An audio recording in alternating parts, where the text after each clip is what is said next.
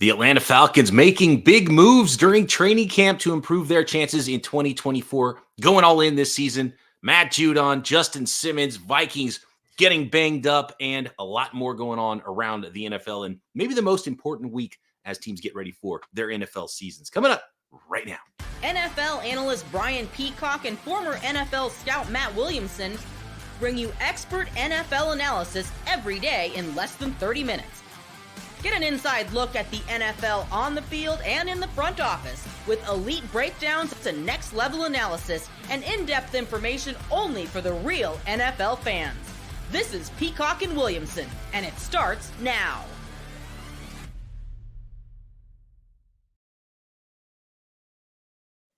Welcome to the Peacock and Williamson NFL Show. Brian Peacock alongside Matt Williamson at BD Peacock at Williamson NFL. Thanks everybody for making us your first listen on the Locked On Podcast Network, your team every day. We love our everydayers, and we always appreciate it when you hit that subscribe button on YouTube or wherever you are listening to this podcast. A lot to get to today. Today's episode of P&W brought to you by FanDuel. Make every moment more as playoffs wind down and the sports stop sporting like we want them to. Olympics over, but this summer, FanDuel hooking up all customers with a booster of bonus daily. That's right. There's something for everyone every day, all summer long. Visit FanDuel.com to get started.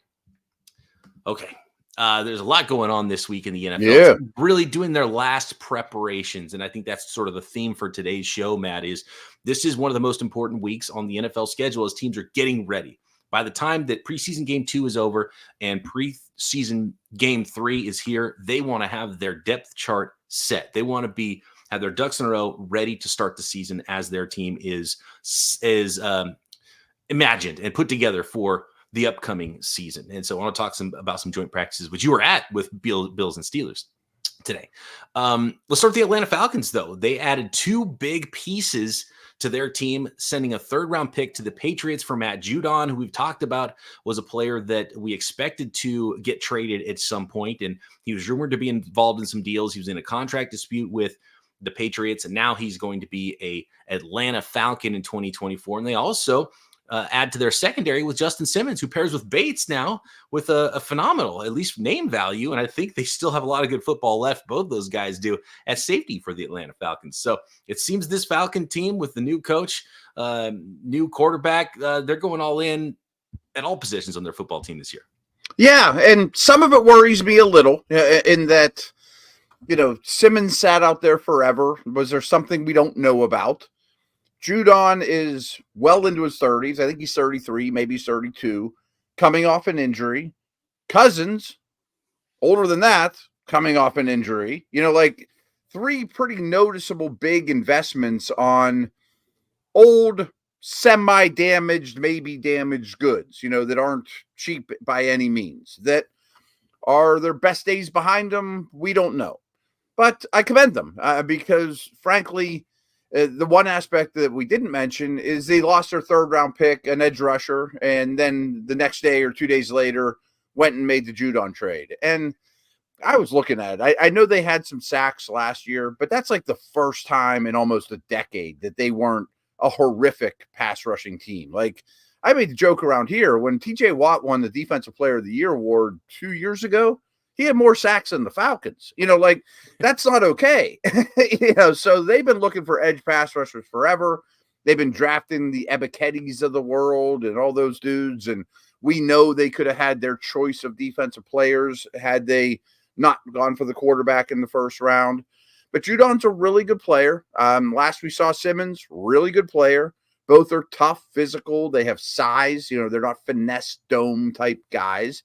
But one thing I thought was noteworthy, at least, is they didn't extend Judon. Judon wanted a new contract in New England. I think he knew that the writing was on the wall at his age, that this team's not winning anything. But he's going to probably become a free agent after this year. Rarely do you trade for a guy, giving up a 3rd-round pick without extending him. And I haven't heard any reports from that side of things. Yeah.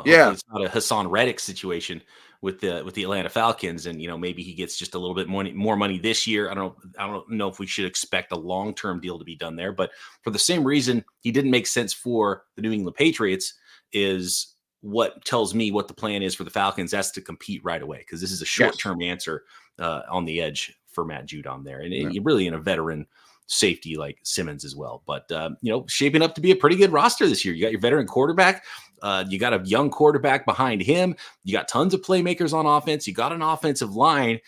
Probably, as long as the coaching staff is right, maybe one of the most improved teams in the NFL this year. 100%. I commend them for that without question.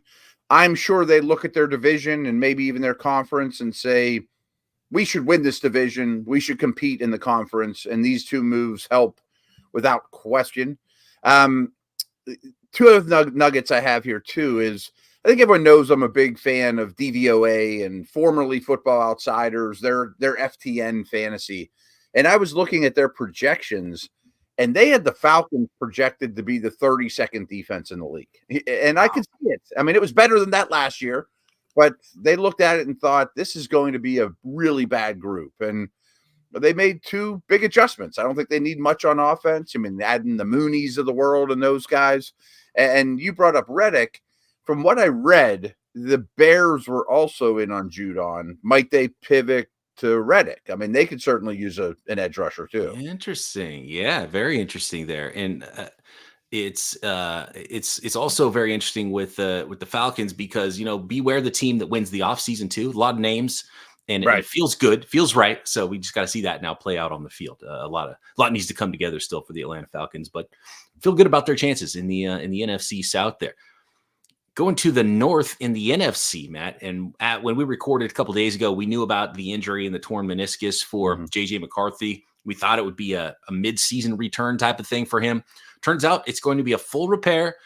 And if it was, and so this is interesting because I saw some, internet doctors talking about what it probably meant there. And so essentially it's a full repair of the meniscus instead of a trim of the meniscus. And my old knee injury, it was the trim version, which is why I don't have a lot of meniscus left, which is why my knee swells up like a beach ball anytime I go play basketball or something, ski, something that's hard on the knees.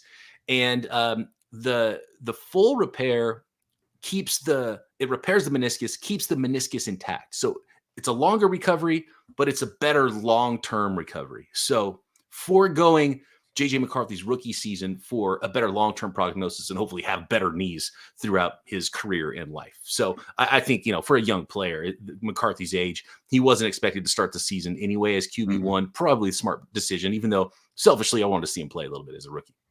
I was impressed with what he did on the field. I mean, small sample size, but he did more than May or Daniels or those guys. I thought he had a really good showing, but this is a real bummer. I mean, there's just no way around it. We kind of addressed it too, that, we knew he was going to miss time. Now he's out the whole year. I mean, he will get valuable, chalk talk, in the meeting rooms, being around the team, understanding how an NFL season works.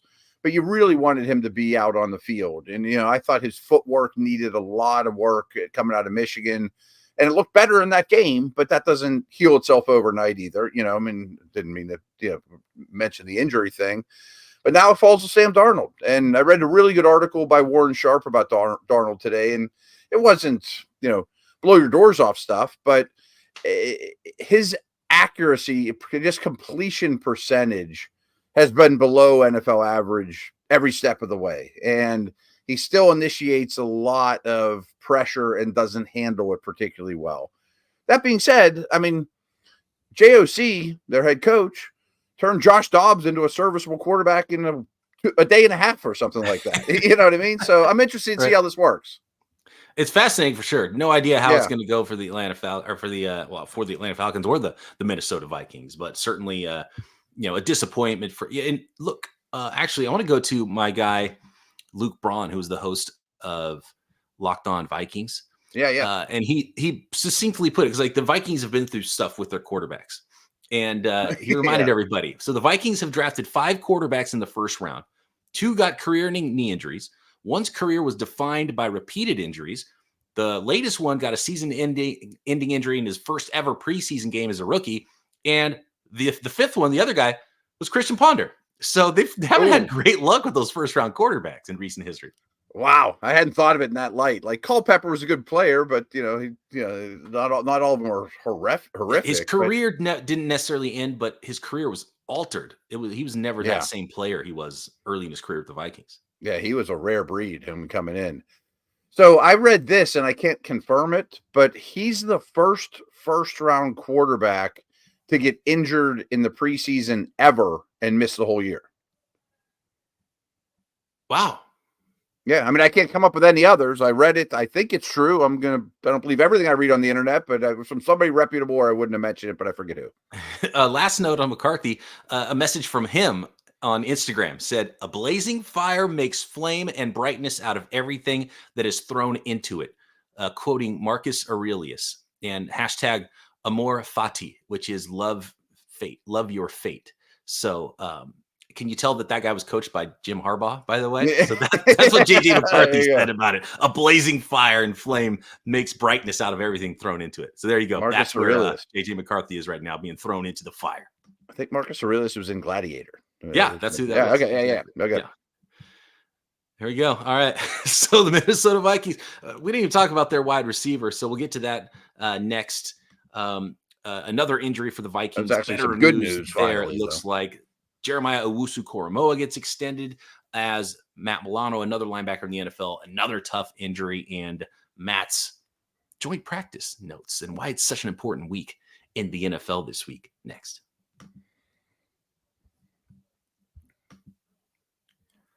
Today's episode of Peacock and Williamson is sponsored by BetterHelp Online Therapy. What are your self-care non-negotiables? Maybe you never skip leg day, but what about therapy day? And when your schedule is packed with kids' activities, everyone is so busy these days, big work projects and more, it's so easy to let your priorities slip. Even when we know what makes us happy, it's hard to make time for it.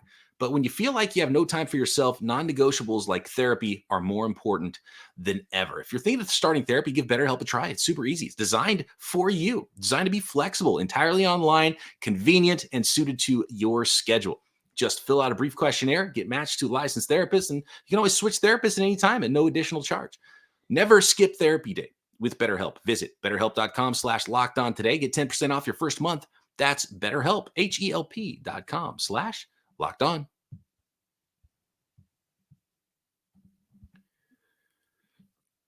So a little better news with the Vikings' young wide receiver who was carted off the field, right? And I didn't see what the full report was, but it sounds like it's going to be something more minor than it might have looked like at practice.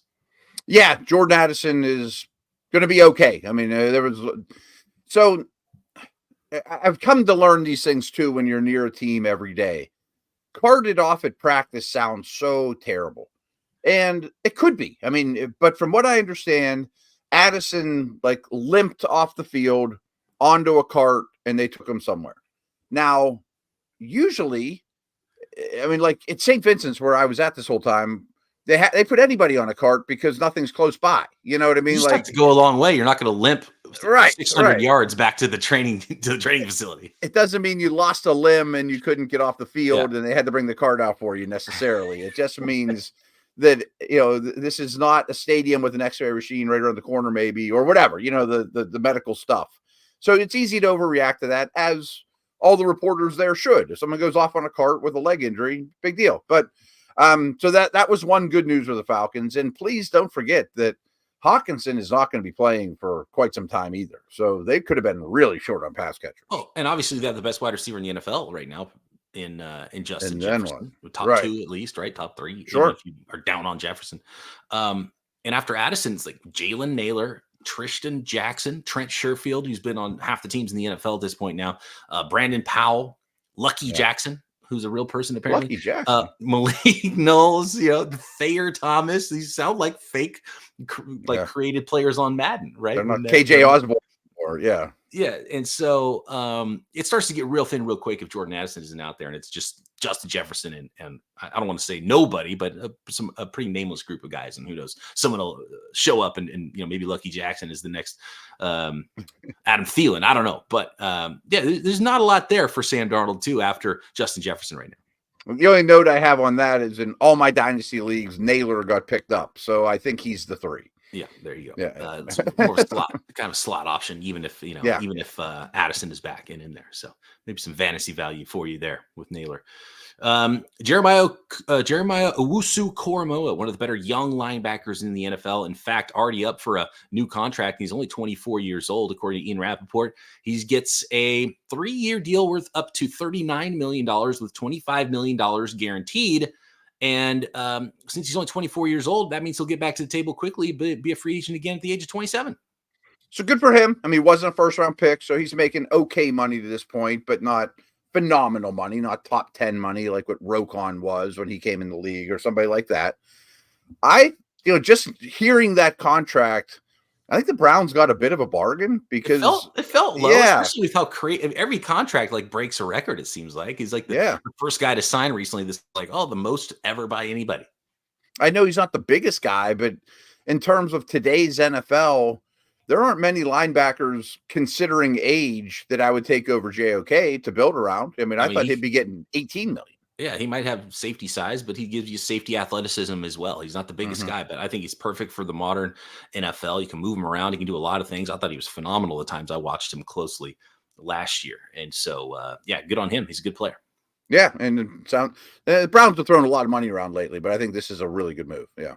I agree. It's more bad news for Matt Milano. One of the better linebackers in the NFL can't stay on the field, Matt. Looks like he's going to be done for the season now. Out indefinitely is the word from Adam Schefter. Torn bicep. That's usually a long-term injury. Probably better bicep than maybe a pec. I think pec is worse than bicep. But, those are the types of injuries that keep you out a long time and maybe all season long. So maybe a return in December, late in the season, show up in the playoffs potentially if you're lucky for Matt Milano. But that's the only thing that's dogged him in his career is injuries because he's a really good football player and start to get really thin on that Bills defense now. Yeah. So a couple notes here is I just got back from Bills Steelers joint practice like half hour ago. I was at AccuSure. And funny story, actually, not real funny if you're Milano or the Bills. But as I'm walking in, I'm walking in my Steelers gear and I kind of go in right before a group of Bills coaches who are kind of mulling around this one entrance that you only go in if you're media or coaches or whatever. And you could tell they didn't know where they were at.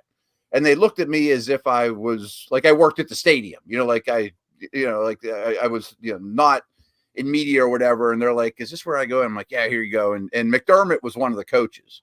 And I just heard about Milano. I'm like, here you go, guys, go down this hallway. So sorry to hear about Milano. And he's like, oh, like you just see in his face, like, yeah. And then, and they didn't have him for almost all last year. So I think this is crucial. And what I heard is he's out indefinitely, whatever that means, which is a long time. It's a long time.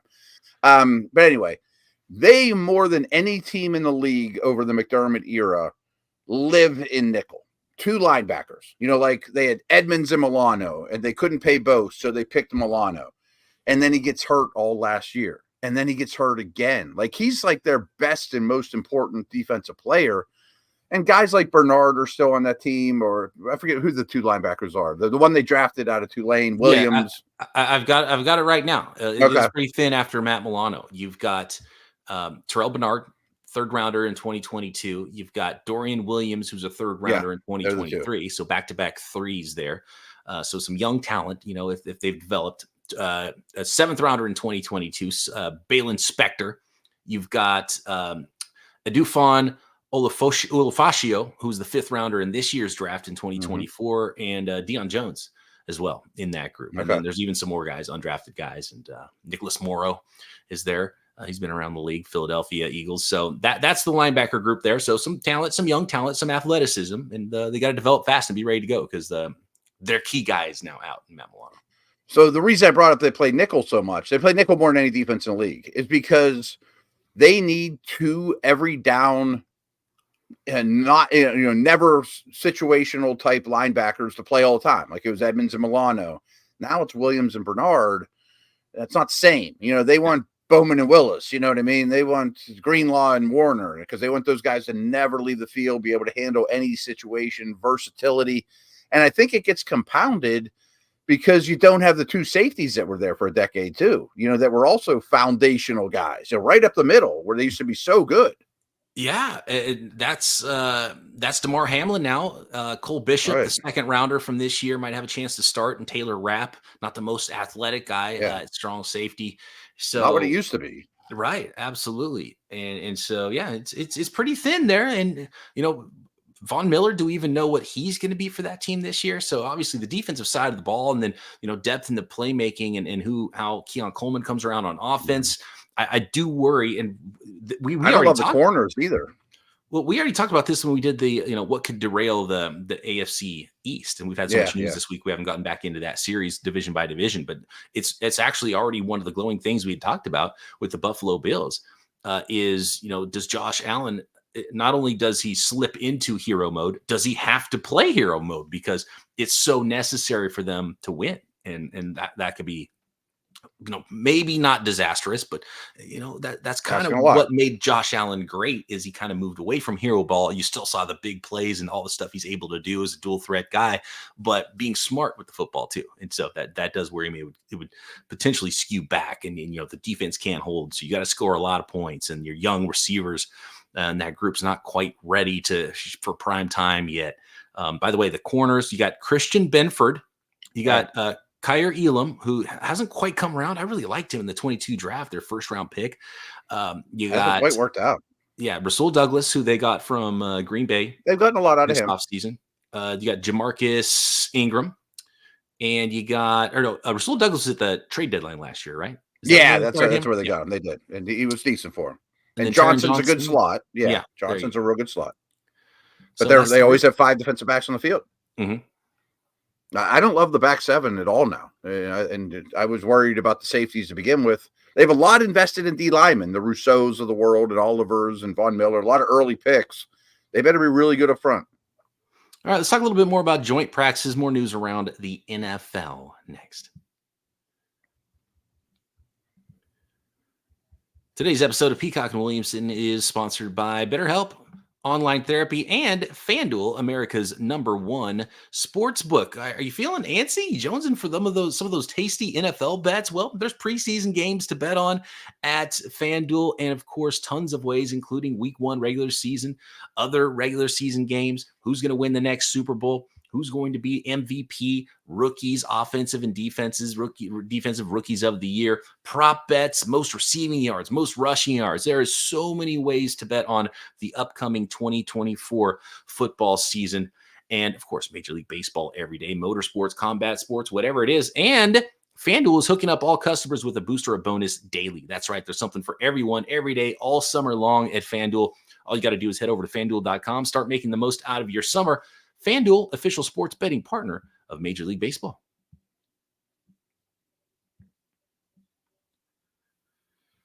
All right. So talk to me about joint practices. What was the vibe out there at joint practices with the Bills and the Steelers? And I know locally here, Kyle Shanahan has talked about how important that is. He likes the joint practices more than even preseason games, but the 49ers were banged up. And there was only 2 teams, I think, that didn't have joint practices. Well, the Niners and Saints canceled theirs because of injuries. So there was 2 more teams that didn't have joint practices this week. And vibe's bad around the 49ers right now. They got to figure some things out with some contracts and get some players back on the field and get that vibe headed in the right direction before the season starts. But that's kind of the point to this week with the joint practices. Guys going full speed. You get some nice scraps with another team for once. You always see those training camp fights in the joint practices. You get some full speed stuff, guys hitting each other, tackling each other. And you get some full speed stuff. And I think it's a really important week. And after the second preseason games, these rosters need to be finalized. Like those last free agents, those last trades that need to happen, some more contracts that need to be figured out for the year. That stuff needs to be figured out before preseason game number 3 so they can get the depth chart set, have everybody get the work they need to preseason, and get going in 2024. Yep, and all these teams have played a game now. So it's easy for a position coach to, this 5th round pick is really impressive on the practice fields. And then you get in the game and like, he doesn't even know how to tie his shoes. We better go get another linebacker. You start to realize where your holes are at and where your concerns are at. So this joint practice, I just want to tell people kind of the vibe and what's going on. Not necessarily like who looked good, who didn't, because there was too much going on. I mean, Josh Allen was wow. I will say that. If anyone looked good, 17 was the best player on the planet. The Steelers didn't play Hayward or Watt, but like everyone else for both teams basically played. That's one of those things. Was, wow. I don't mean to interrupt you, but yeah, when you see like that at quarterback up close, it's different. First of all, just when you see big people up close, when you're court level at a basketball game, or you're on the field next to these NFL athletes, because when they're with each other, you think a guy looks small, like Steph Curry. I've stood next to Steph Curry. I'm 6'4". He looks like a small child on a basketball court. He's a large, everyday human being. He's 6'3". He's big, and he's put on weight and put in time in the weight room since he was a rookie too. So like, he's a big human being, but he looks tiny on an NBA court. And when you see someone throw a football and see a ball fly through the air in a way that you've never seen in your life in person, and you know that nobody, because you're used to throwing the ball around, you play a lot of football, and you see that, you're like, oh, that's an alien. That's a different life form.